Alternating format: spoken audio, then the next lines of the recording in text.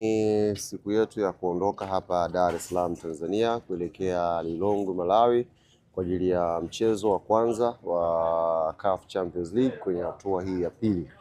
Tunakwenda kucheza kule Malawi na Silver Striker na kikosi chote cha Young Africans kama ambavyo mwalimu amekiainisha kwenye taarifa yake, tayari kimeshafika hapa uwanja wa ndege na pamoja na benchi la ufundi na baadhi ya viongozi na baadhi pia ya mashabiki ambao wao wanaongozana na timu kwa njia ya anga, wote wameshafika hapa na ibakia mimi tu ndio niko nje, lakini wengi wameshatangulia ndani. Ni ishara kwamba tuko tayari kwa safari, na ukiangalia hapa ni safari ya lisali moja tu. Tunaondoka hapa saa 1:40, saa 2:40 tayari tutakuwa tumeshafika Lilongwe inshallah, na tutakuwa tunaelekea sasa kwenye kupumzika. Alafu leo tutakuwa na session ya kwanza ya mazoezi pale. Baada ya leo, kesho ambao ndio official training sasa, tutatrain tena siku ya pili, alafu Jumamosi inshallah tutaingia kwenye mechi. Kwa namna watu walivyokuwa naiangalia Silver Striker pengine sio katika ukubwa huo ukilinganishwa na timu nyingine ambazo Yanga ameshakutana nazo, lakini tumeona nguvu kubwa ambayo umetumia pia kwa mashabiki wengi kuelekea kule, gari zaidi ya 10 kutoka Dar es Salaam, kutoka Mbeya tu gari zaidi ya 15. Kwani ninyi ni mchezo wa namna gani? Unajua juzi wakati tunafanya ile hafla pale ya Engineer Hersi Jimkana pale, nilimtania kumwambia kwamba kila jambo zuri na uzuri wake na changamoto zake. Kaambia sasa hivi hatua ya awali ya CAF Champions League na Confederation imekuwa ngumu sana, kwa sababu timu nyingi zinaelewa. Kwa imagine tu timu kama Silver ina $100,000 kuperform tu hatua za awali. Kwa hiyo kwa $100,000 maana yake inawaongezea nguvu kwenye maandalizi. Tofauti na miaka ya nyuma ambako ilikuwa mpaka muende hatua makundi ndio mpate. Lakini sasa hivi kila timu hatua ya awali iko vizuri financial. Wachezaji wanakuwa motivated, bonus inakuwa kubwa. Kwa kila mechi inakuwa ngumu. Mimi nimeona hata kwenye hatua hii ya awali iliyopita, timu yetu Tanzania tumefuzu lakini tulistruggle. Zote. Tumefuzu kwa magoli mengi lakini kwenye pitch ulikuwa unaona kuna ushindani. Tofauti na miaka hiyo wacheza na Zala najipigia tu, wacheza na najipigia. Sasa hivi hakuna mnyonge. Sasa hiyo ni ishara kwamba mpira wa Afrika umekuwa kwenye ngazi ya vilabu. Na sisi kama Young Africans wenye malengo ya kufanya vizuri kwenye Champions League, tutakiwa twende kwa tahadhari zote. Yaani kwa akili, nguvu ile ambayo tunakwenda na mpinzani mkubwa tunakwenda nayo Malawi.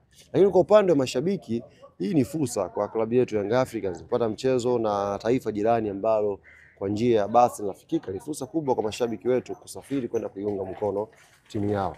Kwa orodha ambayo nimeipata ya mwisho asubuhi ya leo, magari yameshafika 55. Kwa maana Iringa yako magari, Songwe yako magari, Mbeya idadi imeongezeka magari 25 so far. Kwa magari yamekuwa mengi sana ambayo yanatoka Tanzania yanaelekea Malawi.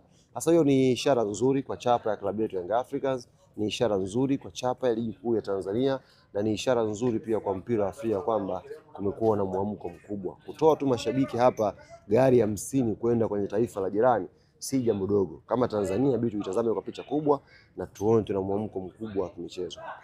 Tangu akiwa Malawi anawapromote vijana wengi kutoka under 20 kuingia senior team akiwa na timu ya taifa. Platinum coach anarejea katika ardhi ya nyumbani.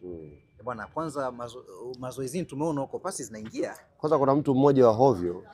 Na mtu mmoja wa hovyo sana juzi wakati tumtambulisha kocha alipita kwenye comment pale. Akasema huyu mnamuita Patrick Mabedi. Huyu ni Patrick Mavitanda. Nilicheka sana ile comment. Nikasema Mavitanda, sema Mabedi. Huyu tusiturahisishe tu tuwete Patrick Mavitanda. Bwana, tunaondoka na hapa na narudi nyumbani kwao. Niko excited sana kwa sababu licha ya sisi kumchukua lakini alitokea South Africa. Toka South Africa ndio amekuja hapa. Alitokea straight Malawi. Kwa hiyo niko excited. Nimeangalia asubuhi mitandao mbalimbali ya Malawi. Story kubwa ni hiyo. Wanazungumza one of the senior coach kwenye taifa lao anakuja na club kucheza na timu ambayo inajitafuta. Ndio story kubwa kwao kwa sababu Silver hawajakuwa wakubwa sana. Zungumza Malawi unazungumza Bullets ambao ndio wana fan base kubwa. Kwa hiyo wanatazama kuwa na kocha ambaye mwenye hadhi ya timu ya taifa ya Malawi, amefundisha mpaka mwaka jana yes. Kocha wa timu ya taifa. Mwaka huu, hizo 2025 mwaka huu huu uchaguzi bado bwana. Kwa hiyo inachanganya. Mwaka huu 2025 kaondoka pale akiwa national team coach. Sasa inawapa mwamko, inawapa hamasa wanahabari wa Malawi, mashabiki wa Malawi kwenda kumtazama na kwenda kuiona Young Africans. Lakini upande wa pili inakuwa na changamoto kwetu. Unapocheza na kocha mwenye hadhi ya timu ya taifa ya Malawi, wale Silva wachezaji wazawa pale wanataka kuonyesha kwamba mwalimu wakati mwingine pakitokea chance ya national team na sisi tunaweza kucheza.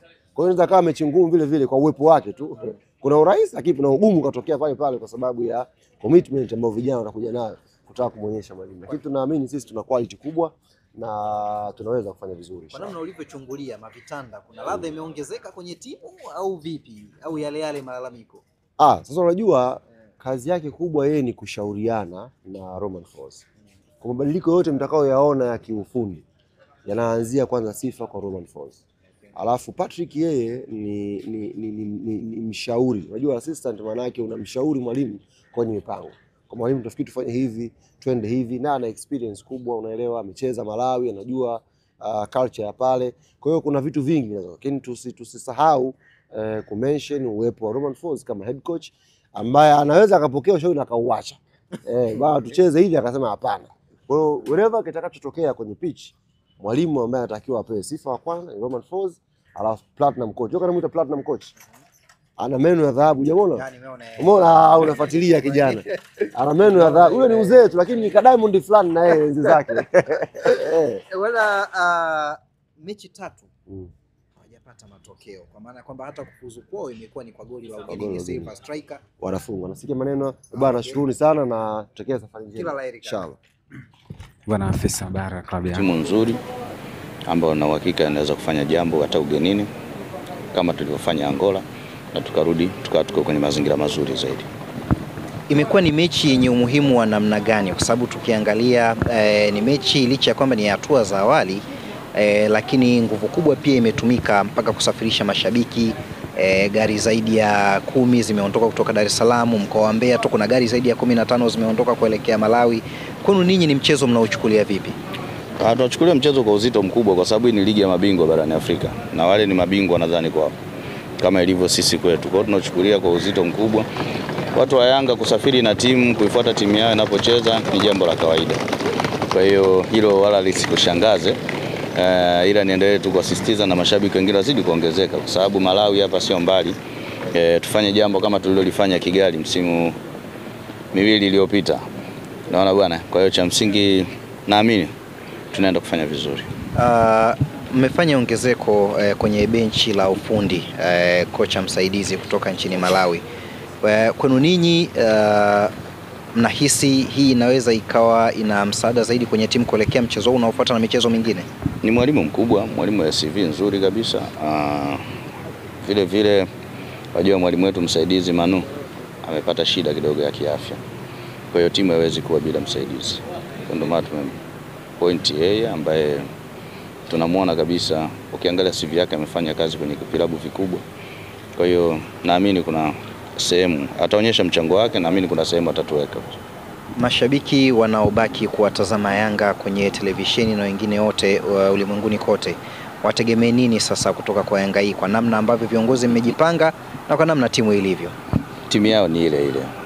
Timu yao ni ile ile.